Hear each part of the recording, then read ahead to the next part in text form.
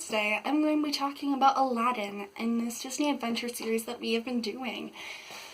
And I love this movie a lot. I think that this movie is a classic for a reason, and I think that this movie is just one of those movies that you can watch and you're just so happy, and you get to know things from this movie that you might not have known before. I think that this movie really shows things that we actually deal with in real life, which I really enjoy too.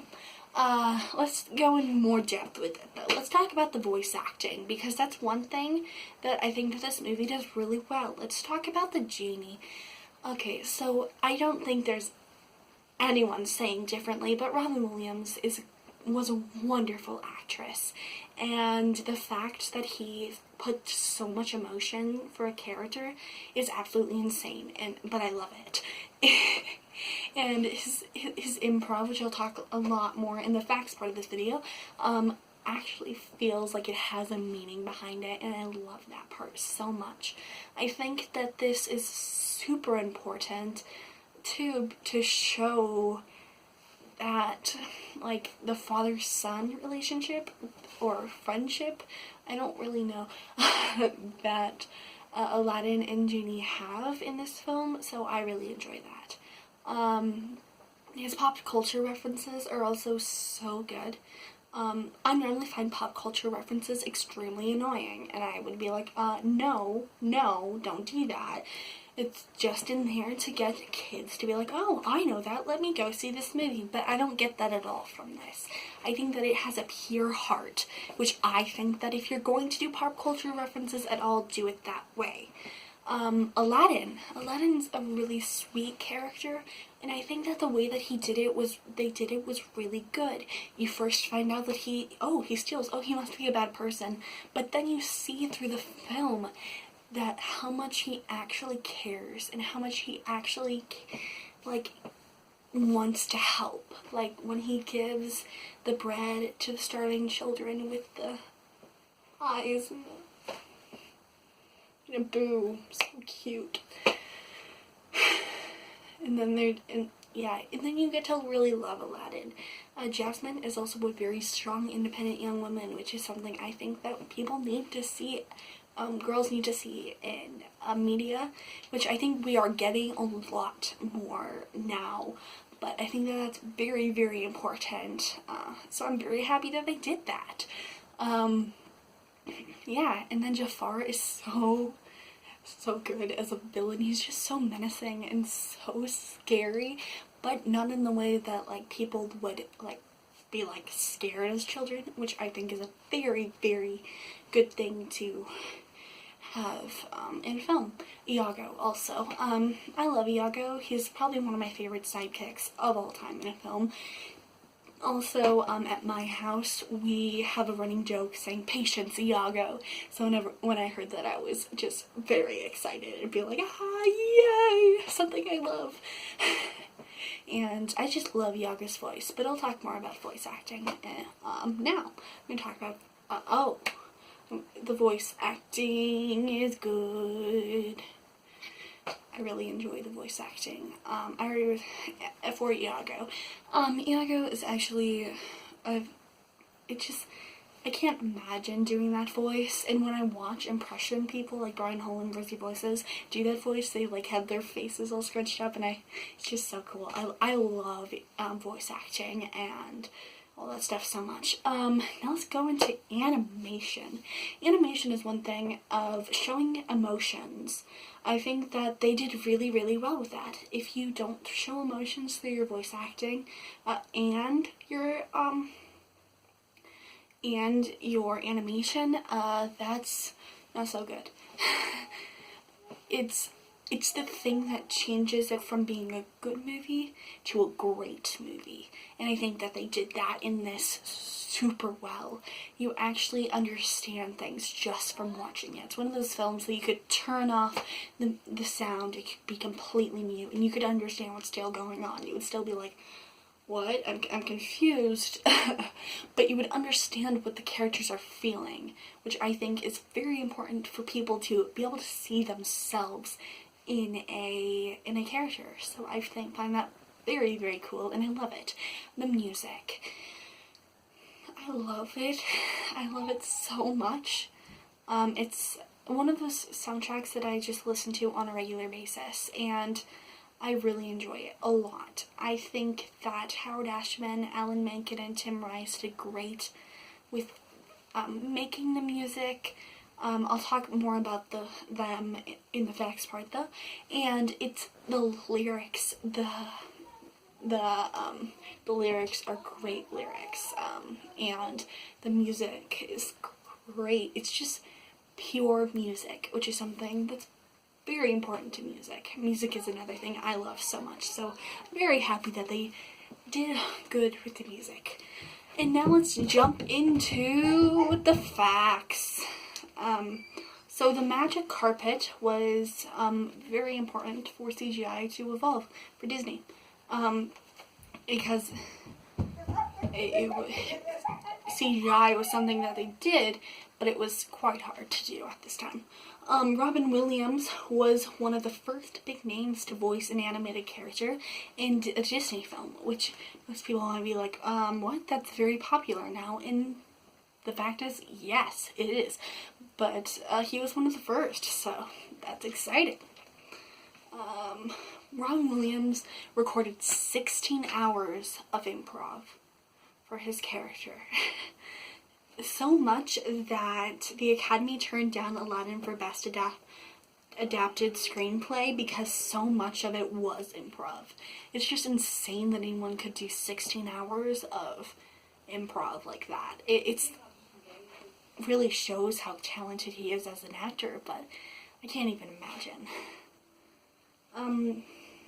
Robin Williams said he would voice the genie as long as Anne got an actor union rate, the lowest amount of money to pay an actor, which that he was a very, very, very important actor and a very big celebrity, especially at this time. So, but the thing that they said that he needed to do was he didn't want the genie to have very much advertising, which Disney didn't really follow very well at all, and he did not like that, causing him not to do the sequel for Aladdin.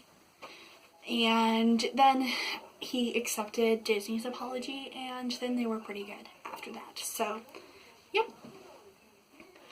There was going to be two genies in an early version of the movie. One genie would be of the lamp like we have, and then one would be the genie of the ring, which I think would be super exciting. I don't exactly know how that would work, but super exciting. Yeah, I think that would be actually really fun if they were to do that. Another thing was Aladdin was going to have a mother, and she was going to sing Proud of Your Boy. And if you don't know what Proud of Your Boy is, after you watch this video, go look it up, because it's in the Broadway version of the show, and it is so good. I know someone who went to go see Aladdin live on Broadway, and they said that it was great on the stage, and I love the cast recording too, so just great. It's great. The cast recording of Aladdin for Broadway is wonderful, and if you have not listened to it, go check it out, because you'll end up listening to it a lot. We're going to have Aladdin look like Michael J. Fox, but then they designed him to look like Tom Cruise. Jafar was based off Al Hirschfeld's caricatures, and he doesn't really like Disney very much, but he likes Aladdin. Scott Weiner played Aladdin, who played Steve on Full House. Frank Welker was the voice of Abu, and also voiced a monkey for other things, such as the Curious George TV show. He played Curious George. Steve Martin, Eddie Murphy, Martin Short, and John Goodman were considered to play the genie. The first animated movie, it was the first animated movie ever for Disney to gross more than $200 million. That's a lot of money. A lot. Jasmine was the first non-white Disney princess. I'm so happy we got here. Representation in media is very important for all races, and I still think that this is very important. And I'm so happy that they did this with Jasmine.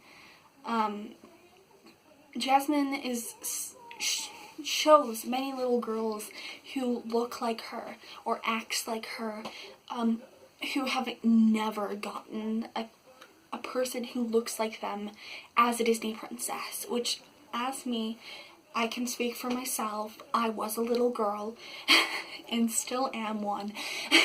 But when I was little, I looked up to two Disney princesses. Anna was one of my personal favorites. Anna and Snow White. I don't know why Snow White. I still love Snow White so much. I think she really does not deserve the hate that she gets, but I loved Snow White, and I really looked up to both of those princesses. And I think that it's very important for little girls or little boys or whoever wants to be able to have a character that they can see themselves in. And I think I'm very happy that they did that with Jasmine.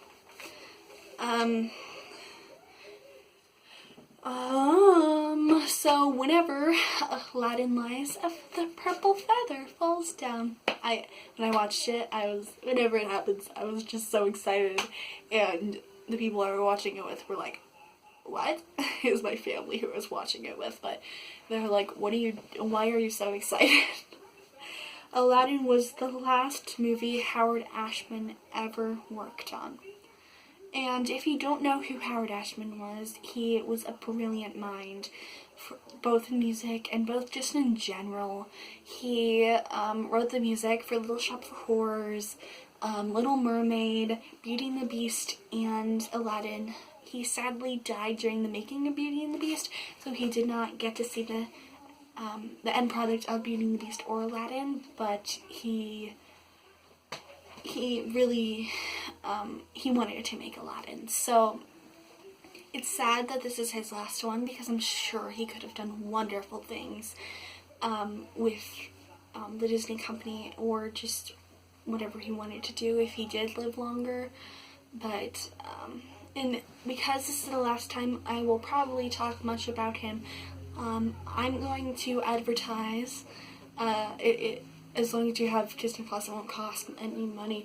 But the Howard documentary, it's called Howard on Disney Plus. If you just have an hour and a half that you don't have anything going on, go check it out, and you won't regret it. Yeah.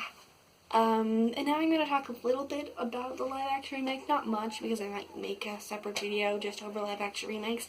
I'm not quite sure, though. But my overall thoughts, I think that it's actually my favorite live-action remake. I don't think that it's bad, but I like the animated one better. The music, Speechless, is actually really, really good, and overall, the acting was okay for most people. That's it. I hope that you have a wonderful day and stay safe. Bye!